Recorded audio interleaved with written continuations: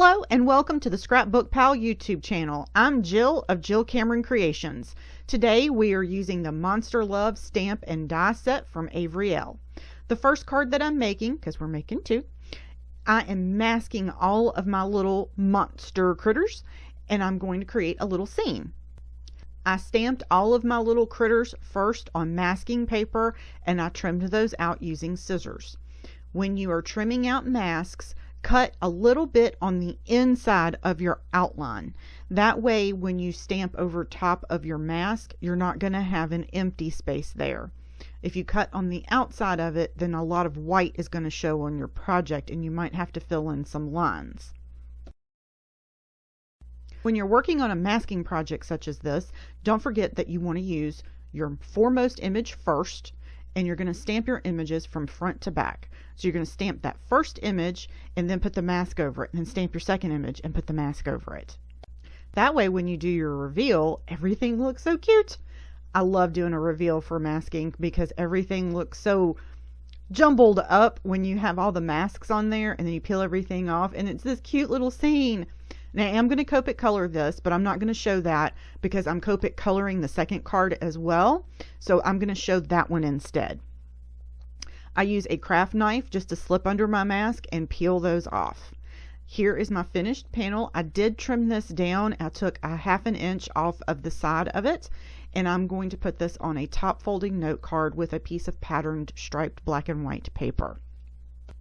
I'm gluing down my striped black and white paper, and I realized as I set down my glue bottle that it was dripping everywhere. The tip of it broke, and it is an older bottle of glue, but you see the glue drops there, but that's okay. I added some foam tape to the back of my panel, and now I'm going to take some scissors and just trim off this excess, and there's our first card all almost done.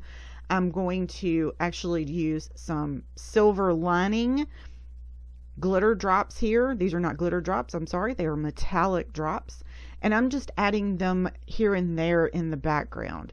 I do tend to do in groups of odd numbers instead of even numbers because that's how my brain works when it comes to crafting. So I'm just adding them here and there, and I'm going to do the same exact thing for the second card. If you're having trouble with your Nuvo drops coming out in little peaks, stick the bottle under your leg for a minute. It'll warm them up and liquefy them a little bit more, and they won't be as stiff when they come out of the bottle. For our second card, I'm going to go ahead and stamp our images. I'm using Lawn Fawn Jet Black ink. It is Copic safe, making sure that my paper is in the same exact place the second time that it's pushed down in that corner there. And then I'm going to Copic color these. All of the colors caps will be on the screen and also linked in the description below. But I'm going to go over them with you as we're coloring as well. I'm going to zoom in here. There we go, so we can see them. I am using greens for our little sluggy creature here. And I'm using G000, G00, YG11, YG05, and YG09. I'm doing very simple Copic coloring on all of these little creatures except for the big tall guy there that's going to be holding the balloon in the background. I kind of wanted him to stand out a little bit just because he looks really fuzzy in the stamp, so I'm going to make him fuzzy, and I'm going to show you how to do that. I am doing the outline in my darkest color green, and then I'm going back in with my lighter colors, and I'm not really being specific about where shadows or anything like that are for our little creatures here, just because they are so fun and I wanted them to be bright colors and fun colors and just have fun with it instead of worrying about a light source or where a shadow might be falling or anything like that. I just wanted to have some fun with this. It kind of made him look like a glowworm. That was where my mind went when I saw him. Remember those little stuffed animals? Well, I guess it was a stuffed animal, but you squeezed it and it lit up. He kind of reminded me of the little glowworm. I'm also using the same color combinations on all of my creatures here. So we have green, blue, violets, and pinks. So I just interchanged the different colors in different areas on all of the little critters instead of pulling out a ton of markers. And this little grouping of friends is super, super cute. For the violet colors, I'm doing V15, V12, and V01. I'm just doing a little bit of flicking to bring those colors in from the side there. Make it look like she has a little bit of fuzz going on the sides. The purple series of colors tend to blend back together really well, so you kind of lose a little bit of definition, but for her that was absolutely fine because I wanted to have that soft fuzzy look about her instead of a hard definition around her face. I still wanted everything to be really cuddly looking for all the little monsters.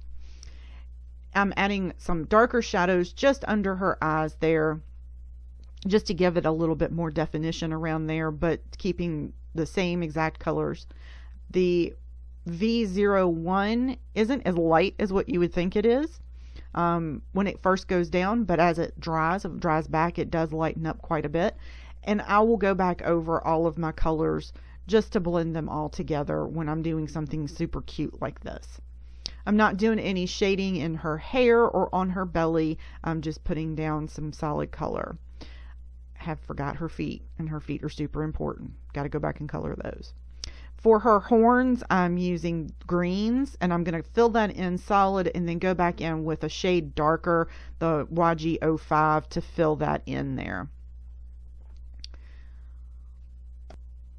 Now we're going to move down here to our big boy in the back. I'm doing this in a stipple technique. I'm just putting dots all over his body to make him look fuzzy. It's going to make it look like he has curly fuzzy hair.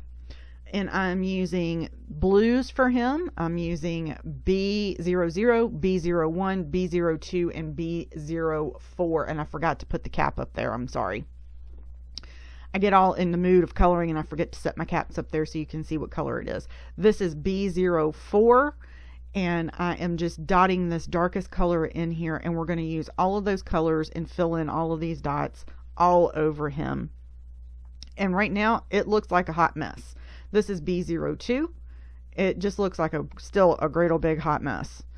And that's what I love about this technique. This technique is good for sheep, even bunny rabbits, so that they look kind of, you have curly hair bunny rabbits.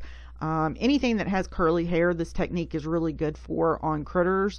For people, you want to do more of a C shape instead of dots. And that's going to give you that, you do the same thing, randomly do C shapes like little commas all over hair for curly haired people. And it will give you this very similar look to this. And the one thing that you have to be careful about is not swiping the tip. You can get kind of lazy with it and you end up with a dot with a swipe next to it, and that is not the technique that you want to do. You want to straight up and down tiny little dots, have them different sizes, and just randomly go through it. Then with the lightest color, you're basically doing dots all over everything. You are covering it up almost completely, but you still don't want to color. You still want to do the dots. It does take a little bit more time to do it this way, but it gives you a better technique because it doesn't blend out all of the detail that you've already put in there, but it does bring everything together. So just keep those tips in mind if you want to try this technique. I have done this for sheep several times, and it is so cute. Use the warm colors for this. It is so stinking cute. So the last color that I'm using here obviously is going to be B01 for this, and it just so happened that the B00 was a little, I tested this out and it bleached everything out too much. So just keep that in mind of how Copics react with each other. Those really light colors will indeed bleach everything that you have out. So just keep that in mind as you're working through this. Now for his horns, I'm going to do green again.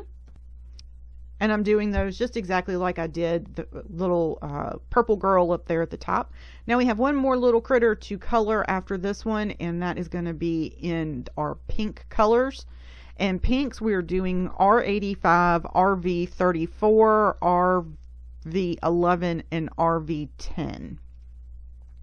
And then I will also pull out a different color, of course, to put in her belly and for her horns. And I keep calling her her because she's got eyelashes.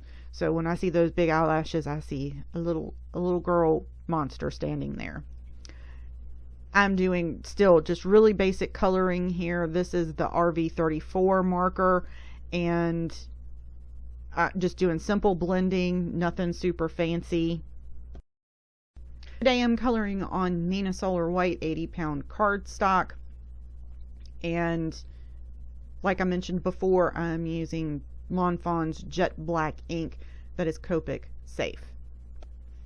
While I'm finishing up coloring our last little monster here, I would like to encourage you to go and subscribe to the ScrapbookPal YouTube channel so that you don't miss any of our crafty creations.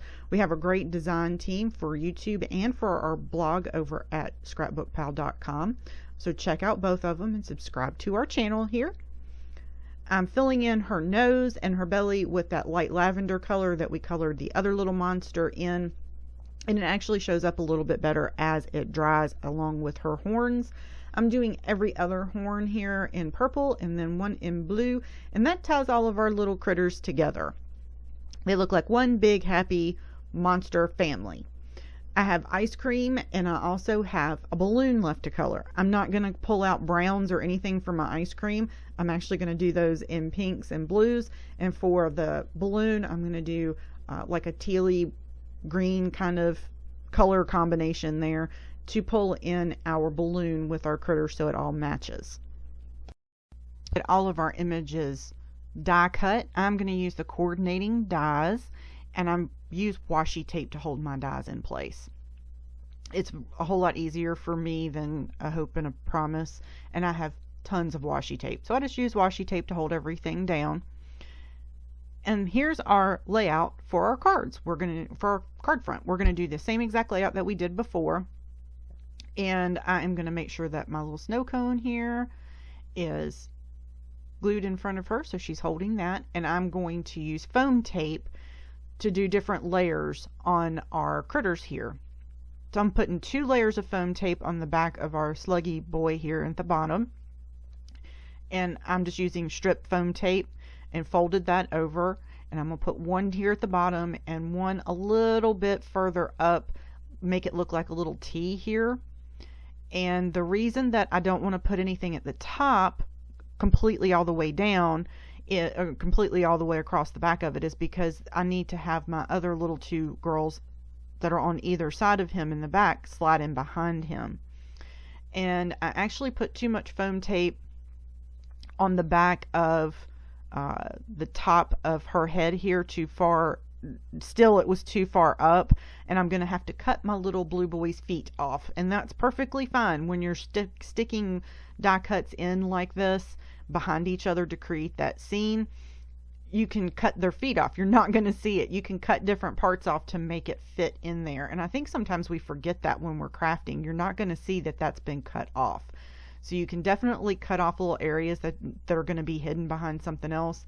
I pulled it up just a little bit just to make sure, and I realized that I had foam tape stuck in there that wasn't going to work. So I cut some of his feet off, and I have just glued him flat down, and I'll put glue on the back of him and his little balloon. Now we're going to stamp and emboss our sentiment. I'm using the exact same sentiment. And "You are my favorite monster" is what it says. So I'm going to put this on my stamping block, and that's where it's going to fit.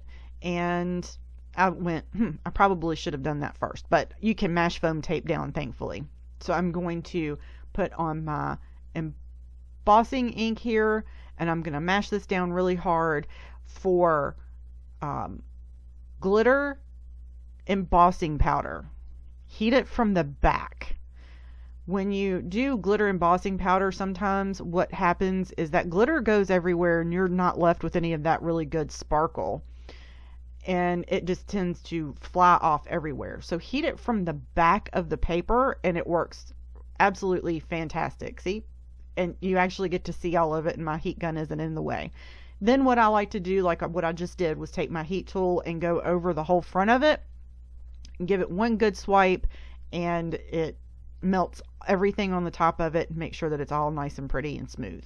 Well, it's not going to be exactly smooth because it has glitter chunks in it. So it has a little bit of texture to it, but the embossing powder is melted, and that's what's important there. And we're going to do this again. I'll show you again here, and I'm just tapping on that embossing powder and tapping off the residual of it into a coffee filter, and then I'm going to heat this from the back. Make sure your heat tool is really hot. Like, set it off to the side, hold it in your hand for like 10 seconds before you take it to your paper, just so you don't get warping too much on your paper, and it's going to reduce that warping, and it's also going to melt that embossing powder faster without burning your paper. I'm going to use the same exact patterned paper that we used before, and I'm also going to pop this panel up with some foam tape. So there's a lot of dimension in this particular card. And I'm still using Nuvo glue. It's just in a different bottle, since my other bottle had decided to quit on me, and I had another one. I put the remnants of 2 different bottles in a little squeezy tube like that, and just let it drip down in there, and filled that bottle almost halfway up, so I just have a needle tip bottle there. And I'm going to use foam tape for this as well, just a little bit bigger pieces. Trim that down and put that on the back of my card. If you have trouble aligning your cards, I'm going to show you a quick tip here as well. Turn it to the side, align the top of it where you want it, and then mash everything down. I'm going to add the same dots that I did before, and we have 2 finished cards. There's pictures at the end of our video. Thank you so much for joining us today. Don't forget to subscribe to the ScrapbookPal YouTube channel so you don't miss any of our wonderful designs and cards, different ideas for you, and a comparison of a 1-layer card and die cut card here for you today. Thanks so much for joining me. Y'all have a great day.